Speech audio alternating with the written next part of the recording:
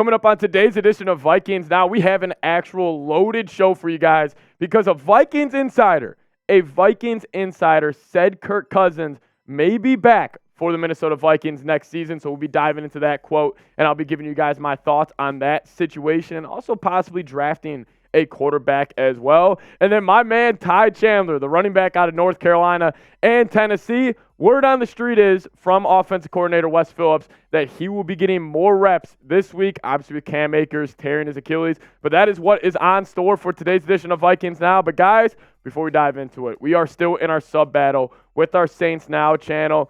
Guys, I'm a competitive guy. We got a good lead right now. I don't want to stop. It's Saints week, man. Who likes the New Orleans Saints if you are a Minnesota Vikings fan? So if you guys want to stay on top of all Vikings news, rumors, and just honestly just help me out, go down there, hit that subscribe button. Let's kick Saints Now in subscribers. Let's do it. All right, let's dive into the quote from Darren Wolfson. He works with KSTP, and he was on a local Minnesota Vikings YouTube channel, and he had this to say about the Kirk Cousins situation moving on. He said, "I think there's a better chance than there was 2 Sunday mornings ago that Kirk Cousins is back." He said that Kirk Cousins is the team's starting quarterback week 1, but you can still take a quarterback very high and start grooming the successor. And listen, that makes total sense to me. If we have to talk about what I would personally do with the current situation of the Minnesota Vikings, let's just assume Josh Dobbs and Jaren Hall aren't like no doubt franchise quarterbacks. Obviously, the Vikings go on a run in the playoffs, and Josh Dobbs wins a playoff game or two. Obviously, he will probably be the starting quarterback week 1, and same with Jaren Hall. But this makes total sense to me. Let's lock in Kirk Cousins. If he's able to recover from the torn Achilles and is available week 1 next season, let's go that route, and then you can draft a quarterback because right now the Vikings, you're 5-4. You're not going to be picking up high in this year's upcoming draft, and the schedule really opens up for the Vikings, and that kind of speaks to my point of you're probably going to be drafting in the late or the mid to late first round because, listen, Saints, that's a coin flip. Either team can win that game, but these next 3, Broncos, Bears, and Raiders, I fully expect the Vikings to win all 3 of those games, especially with Jefferson coming back and Darisaw coming back, and honestly, just with Josh Dobbs, just getting more reps in the offense. The Vikings team is just going to get better as a whole over the next couple weeks, and you have a lot of easy wins on the docket. So you're probably going to be picking, I would assume, 18th to, hopefully 30th in this upcoming year's NFL draft. Schedules open up, so you're probably going to be taking a quarterback that's not named Caleb Williams or not named Drake May. And I got 3 options for you guys. Right now, my number 1 option, and a lot of Vikings fans probably agree with me, is a quarterback out of Michigan, J.J. McCarthy. Listen, J.J., I went to high school with him. Kind of a fun fact there. J.J., absolute good guy. He's been slinging it at Michigan. He's a Heisman favorite right now. Michael Penix as well out of Washington. I love his game. I always kind of joke around when you're evaluating lefties coming out, how much more hype would he have if he was a righty? Because he has been putting up unreal numbers. He is throwing the 2 NFL wide receivers, but he has still been balling out. And then Quinn Ewers. Quinn Ewers has actually had a pretty good year with Texas. He is hurt right now, but he's completely changed his MO. He's got a buzz cut, doesn't have the mullet anymore. But those are 3 guys that the Vikings could draft in the mid to late first round. Right now, it's looking like Shedeur Sanders is probably coming back to Colorado. So, obviously if Shedor's there, I'd love to have him. But that's kind of where it stands right now.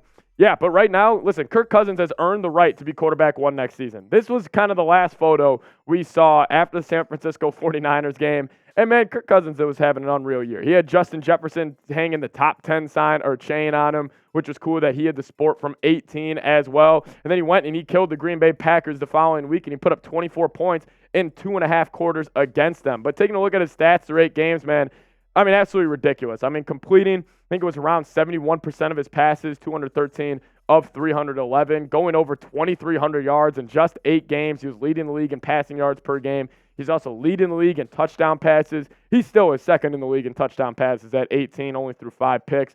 Quarterback rating at 103.8. That was 3rd in the NFL when he was, taken out of the lineup because of torn Achilles. And PFF, they had him as the highest graded quarterback at the time at 86.1. Kirk was absolutely great this year. He was clutch down the stretch of games, and he was doing this without Justin Jefferson for most of the year and with just an overall banged-up team. So Kirk, I think he's earned the right to start week 1, but I'll ask you guys. I'll get you guys involved in the comments section right now. Would you bring back Kirk Cousins? Give me a Y for yes or give me an N for no. Let me know your thoughts. YouTube, they're going to throw an ad break your way. Sit back, let it play. Answer today's pinned comment of would you bring back Kirk Cousins? Personally, I would. I've already kind of said this, but, listen, I love Kirk Cousins. I think he's just a great quarterback to have, and I keep going back to the point. What if the grass isn't always greener? You've had Jefferson breaking all these records, and let's just say you were to move off Kirk, draft a quarterback, and then maybe the quarterback doesn't work out, and then Justin Jefferson's looking around like, man, you got rid of that guy for that guy. I was putting up these numbers with him, and now I'm putting up these numbers with him. Like, I would probably keep Kirk for a year, but you can still draft a quarterback. Man, if somehow if you're selecting 20th overall and you have Michael Penix or JJ there, I'd go and take it. But that's kind of where I stand. Kirk, quarterback week 1, but also draft a quarterback. Coming up here in just a second, Ty Chandler, my absolute favorite player on the Minnesota Vikings, mainly because I've been pounding the table for him to get more reps this whole season. Well, it's looking like he is. We'll dive into that here in just a second. But, hey, I'm going to give a huge shout-out to Game Time, today's sponsor of today's edition of Vikings Now. And if you guys use the code VikingsChat on your first purchase, you guys will get $20 off your first purchase. Guys, Game Time, it's the best sites, best seats, lowest price guaranteed. And my favorite part is prices drop as the event gets closer. It's the lowest price guaranteed. You can also look around on the app and see where your seats would actually be in the stadium. Anytime I'm going to a music show, concert, whatever it may be, game, I don't care. I use Game Time to buy those tickets. So if you guys want to get involved in on the fun, maybe get a ticket for the Vikings-Saints game this weekend. Hey, if you guys haven't used the code yet, Vikings Chat, you guys will get $20 off your first purchase. I'll make sure to put that link for you guys in the comment section and description of today's show. VIKINGSCHAT. Use that code and get $20 off your first purchase. So this is what Wes Phillips had to say about Ty Chandler. It was a simple quote. Somebody asked him, he said, "You'll see more Ty Chandler this weekend." And I got one response to that. It's about damn time. I've been pounding the table for Ty Chandler to get reps dating back to last preseason. I thought he was up there with, Dalvin Cook as a guy that the Vikings could, get more reps from that standpoint. I would have went Ty Chandler in certain spots. Man, but Ty Chandler, even in limited reps this year, he has been pretty good. Listen, he's had 8 carries, 42 yards. Stats aren't going to blow you away, but he isn't a very explosive runner, and he's had 2+ runs of 10+ yards, and he also had a sweet kick return against, I believe that was, I'm blanking, I think it was the Bears. He almost housed one, but it was called back. And then also in the receiving game, he has that dual threat ability. 5 receptions, 43 yards. He had the fake punt against the Kansas City Chiefs, which he broke out. Any single time this guy touches the football, it's explosive. It's entertaining. I'm a big fan of him. And you know what I'm not a big fan of? Is the overall Vikings rushing attack. They have the second worst rushing offense in the NFL. And here are the numbers. 198 carries, 732 yards. You're running for 3.7 yards per carry. And we'll kind of go back to the Kirk Cousins point. Kirk Cousins had a mediocre defense, no running game, no Jefferson, and he was still winning games. Just kind of goes back to that point of I would bring him back. But listen, Vikings running game hasn't been good this whole season. They're 5-4 and they're averaging 3.7 yards on the ground. Like, that is very hard to do. And I think the question then becomes, when do you bench Alexander Mattison? Like, Mattison has not been good this year. We talk about it on our watch parties all the time. Like, it drives me crazy when they just go inside zone Mattison and it goes for 2 yards. Like, people are joking around about Twitter. Like, the Vikings' favorite play in the playbook is the Alexander Mattison 1-yard run. Like, it just felt like it just happens over and over again. And even before Cam Akers got hurt, I liked the way he was running the ball more than Mattison because, listen, the numbers don't lie with Mattison this year. 3.6 yards per carry. And honestly, the stat that I'm interested to look at when the season does wrap up is his overall yards over expected, because I feel like that is definitely in the net negative right now.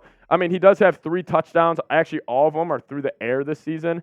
23 receptions, 158 yards. But again, that is a little skewed because he had the 50-yarder last week.